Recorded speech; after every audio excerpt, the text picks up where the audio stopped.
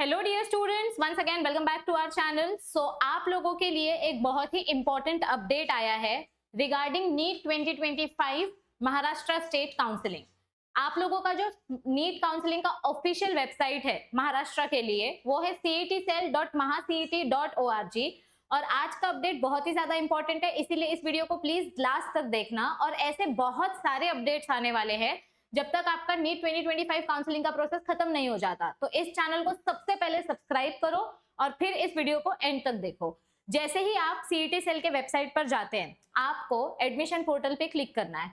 Once you click on the admission portal, आपको NEET UG category में जाना है।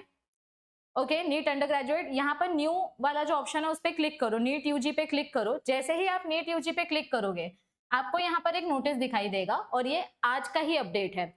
Extension of last date for CAP registration and revised schedule. यानी कि कल मैंने एक वीडियो डाला था जिसमें मैंने आपको बोला था कि अगर आप रजिस्ट्रेशन प्रोसेस नहीं कर पाए, 30 जुलाई को रजिस्ट्रेशन प्रोसेस खत्म हो गया था, तो भी टेंशन लेने की कोई बात नहीं है। आप सेकेंड राउंड के बाद वापस रजिस्ट्रेशन कर पाएंगे। लेकिन हर साल की तरह इस साल भी ऑल इंडिया जो काउंसलिंग चल रहा है, ऑल इंडिया कोटा का, उन्होंने कैसे रजिस्ट्रेशन प्रोसेस का डेट बढ़ा दिया था, वैसे ही महाराष्ट्र वालों ने भी अपना रजिस्ट्रेशन प्रोसेस का डेट एक्सटेंड कर दिया है।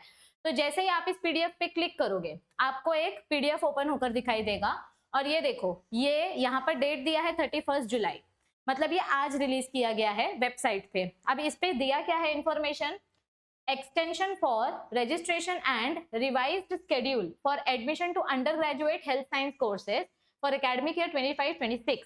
यानी जो बच्चे इस साल नीट की काउंसलिंग में पार्टिसिपेट कर रहे हैं, MBBS admission, BDS, BAMS, BHMS, BUMS, BNYS, BPTH etcetera, जितने भी कोर्सेज के लिए आप इस बार काउंसलिंग में पार्टिसिपेट कर रहे हो, आप लोगों के लिए यह नया अपडेट आया है कि जिन बच्चों ने रजिस्ट्रेशन नहीं किया था या किसी रीजन की वजह से उनका रजिस्ट्रेशन प्रोसेस रह गया था, तो उनके लिए डेट एक्सटेंड कर दी गई है। क्या कर दी गई है, यहाँ पे डेट एक्सटेंड कर दी गई है। यहाँ पे क्लियरली दिखाई दे रहा है, in the view of extension granted by medical counselling committee MCC for all India quota. मैंने आपको बताया था ना, ऑल इंडिया कोटा का काउंसलिंग का प्रोसेस एक्सटेंड हो गया था और महाराष्ट्र का एक्सटेंड नहीं हुआ था, ऐसे कैसे चलेगा।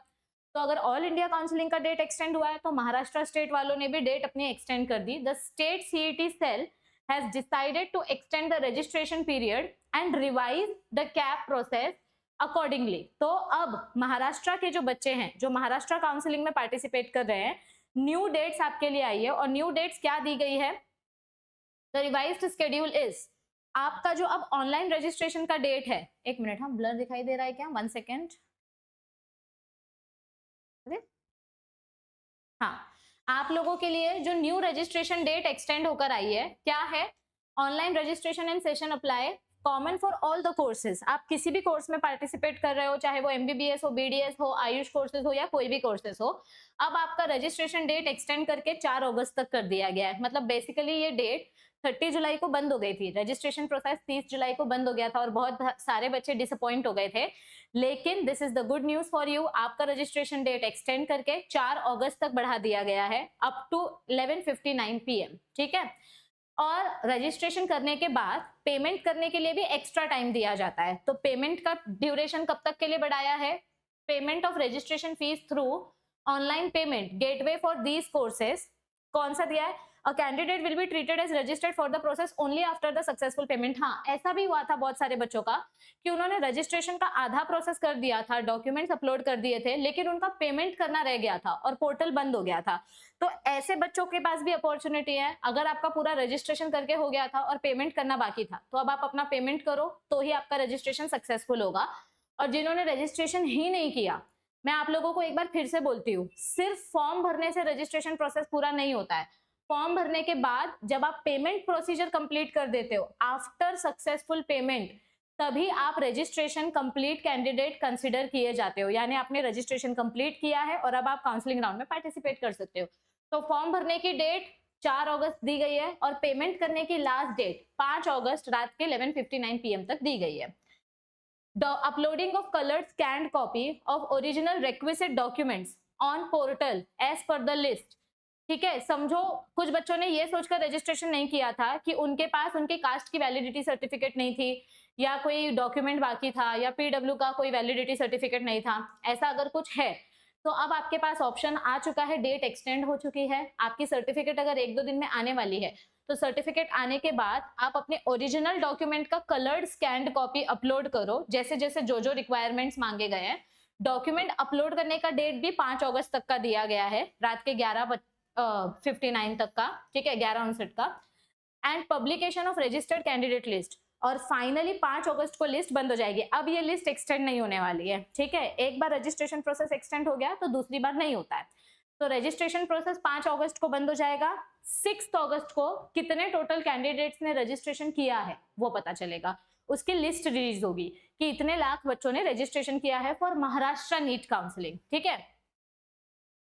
और आगे क्या दिया है, फिर आपका प्रोविजनल मेरिट लिस्ट आएगा, लेकिन ये जो पहली प्रोविजनल मेरिट लिस्ट आएगी ये सिर्फ एमबीबीएस और बीडीएस कोर्सेज के लिए होगी, और ये आएगी 6 अगस्त को। 6 अगस्त को आपका रजिस्टर्ड कैंडिडेट का लिस्ट आएगा और उसी दिन शाम को आपका प्रोविजनल मेरिट लिस्ट आएगा, लेकिन ये मेरिट लिस्ट सिर्फ एमबीबीएस और बीडीएस वाले बच्चों के लिए होगा। फिर उसके बाद सीट मैट्रिक्स रिलीज होगा 6 अगस्त को for only MBBS and BDS courses.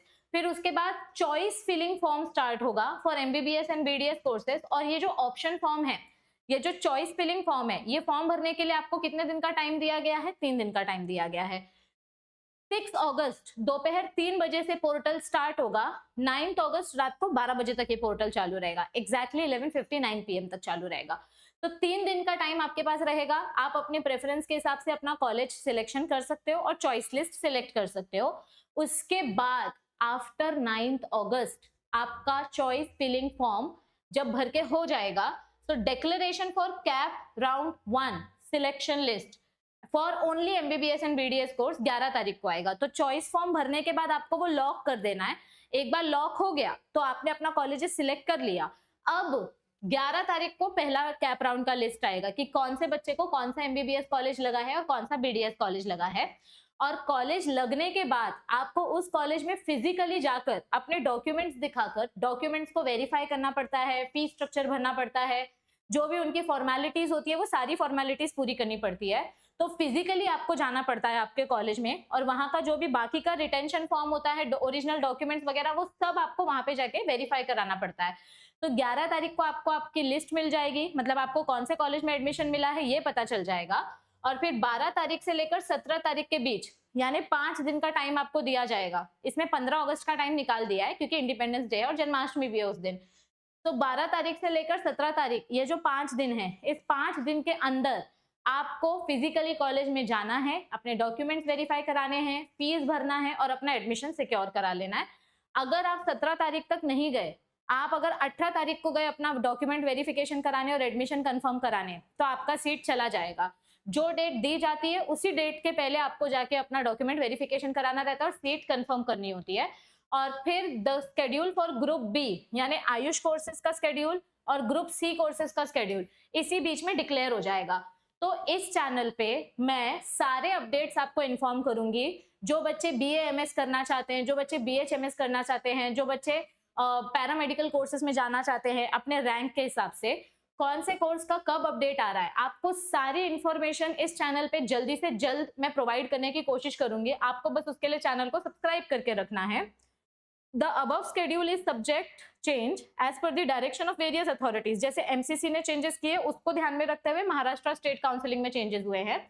अब यहाँ पर ध्यान दो, ये जो डेट्स हमको दी है ये MBBS और BDS कोर्सेज के लिए दी गई है।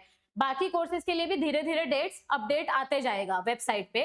So candidate should upload all the original scan documents, जहां पे मांगा है वहां पे it will be the sole responsibility of the candidate to upload all the necessary document and familiarize herself with online preference filling system for admission।